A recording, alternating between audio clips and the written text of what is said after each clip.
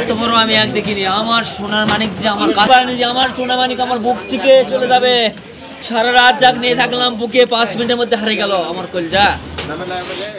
পাশাপাশি দুটি খাটিয়ার একটিতে নিথর হয়ে শুয়ে আছেন মা সালেহা বেগম, অন্যটিতে মেয়ে বিলকিস বেগম, যার মাত্র কিছু ঘন্টা আগেই দুনিয়ার মায়া ত্যাগ করেছেন সালেহার নাতি তুহিন হোসাইন। কয়েক ঘন্টার ব্যবধানে একই পরিবার থেকে হারিয়ে গেল 3টি প্রাণ। হৃদয় বিদারক এমন দৃশ্যে এলাকা জুড়েও যেন শোকের ছায়া। আমার স্ত্রী বেহেশতবাসী করে আল্লাহ,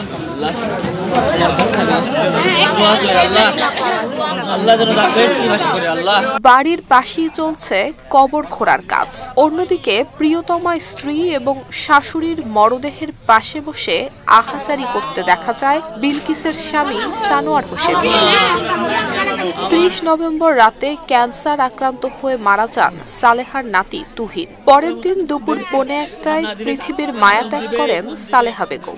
মায়ের মৃত্যুর মাত্র 35 মিনিট পরই বিলকিসও মৃত্যুবরণ করেন।